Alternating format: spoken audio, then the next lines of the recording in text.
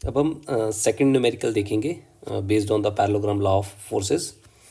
यहाँ पे क्या बताया गया है, determine the resultant, we have to calculate R of two concurrent forces. हमारे पास जो दो फोर्सेस दी गई हैं यहाँ पे वो कंकरेंट फोर्सेस हैं। कंकरेंट फोर्सेस यानी कि they are meeting with each other, किसी एक पॉइंट पे दोनों मीट कर रही हैं। One is 100 kilonewton, that is in compressive nature, and another is 80 kilonewton, which is in tensile nature, acting at a point with an angle between them is 60 degree. दोनों के बीच जो एंगल है वो 60 डिग्री है। और ये डाटा हमें given है और रिजल्टेंट हमें इसका निकालना है। और साथ साथ में हमें ये भी कहा गया है also find out angle made by resultant with 80 kilometre, यानी कि अल्फा आपने कैलकुलेट करना है but with respect to tensile force that is 80 kilo newton, उसके रिस्पेक्ट से निकालना है।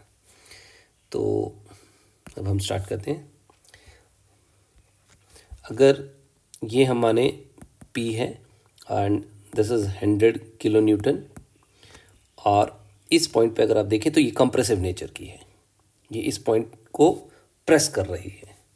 और दूसरी हमने फोर्स ली which we consider as a Q and the value is 80 kilo newton and this force is of tensile nature. ये इस पॉइंट से बाहर की तरफ जा रही है।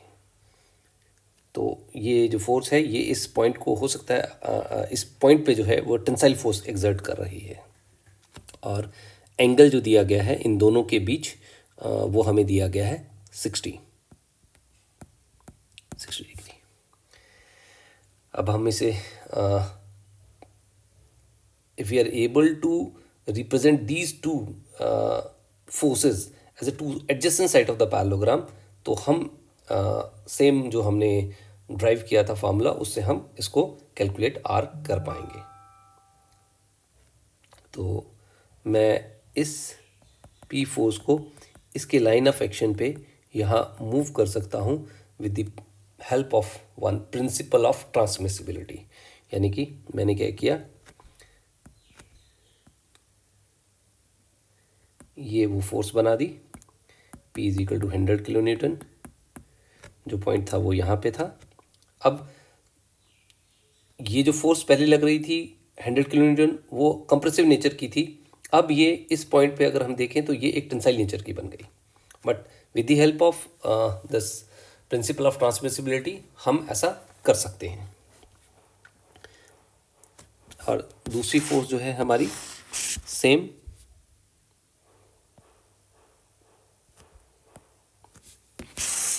ये हमारा अभी भी जो है this is your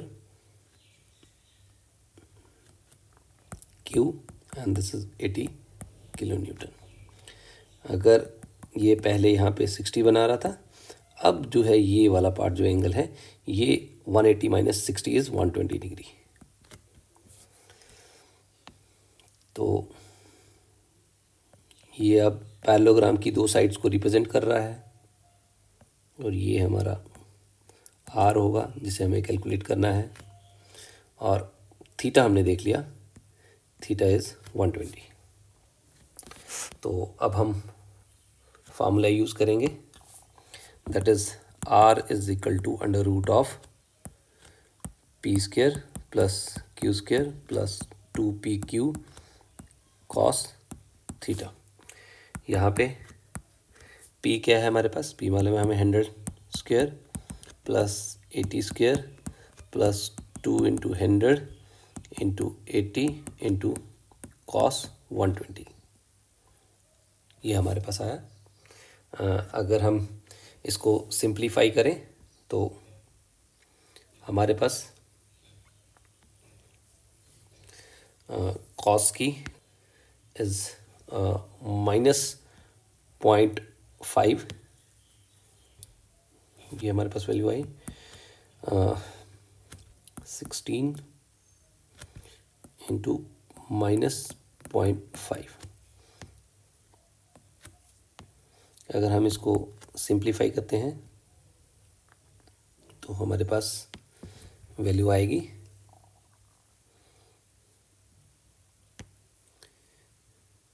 2 into 100 into 80 into 0.5, that is 8000, और हमारे पास, बट ये माइनस का टर्म होगा, और हमारे पास यहाँ हमने देखा है 100 into 100 is equal to this plus 8 8 64,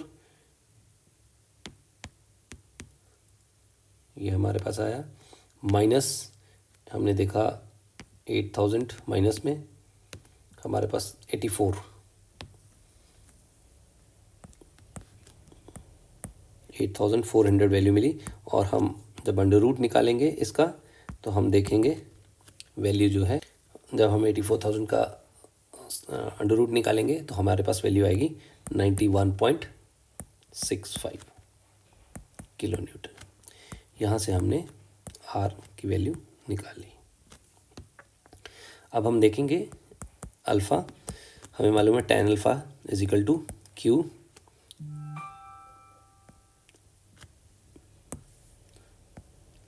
sign theta divided by P plus Q cos theta के बराबर होता है। हमें मालूम है क्यू हमारा 80 है, sine 120 degree divided by 100 plus cos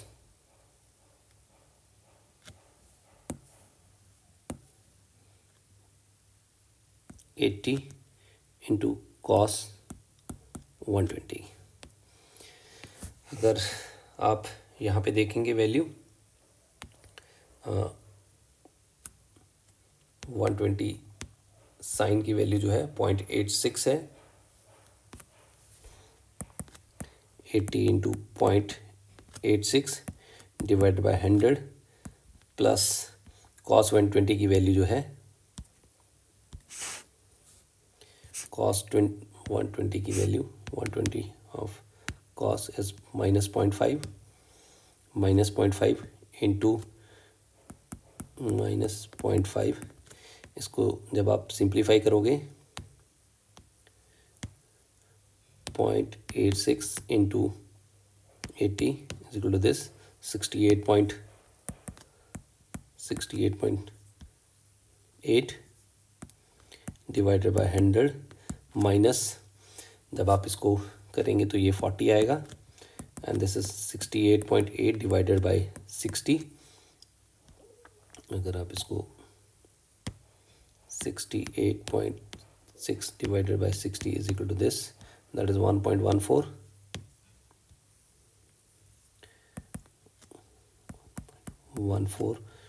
tan alpha is equal to this, and alpha is tan inverse of 1.14। जब आप इसको कैलकुलेट करेंगे तो ये अप्रॉक्सीमेटली आपके पास आएगा अल्फ़ा इज इक्वल टू 49.1, ये वैल्यू मिली। But this is with respect to P, but हमें क्या चाहिए विद रिस्पेक्ट टू, हमें चाहिए with respect to, we have to calculate with respect to Q. तो कुछ नहीं, बहुत सिंपल है। हमें अगर आप ध्यान से देखें, हमने ये निकाला है, दैट इज़ 49 पॉइंट समथिंग, हमें चाहिए ये वाला वैल्यू। तो हम अगर 120 में से 49 ये माइनस कर दें तो हमारे पास वैल्यू आ जाएगी, that is alpha is equal to 70.90 degree, and this is with respect to Q, this is with respect to Q, जो कि हमें चाहिए। यानी कि ये वाला जो पार्ट है, this is if suppose this is approximately 49, this is 71। In this way we are able to calculate the R and the alpha with respect to Q. Thank you.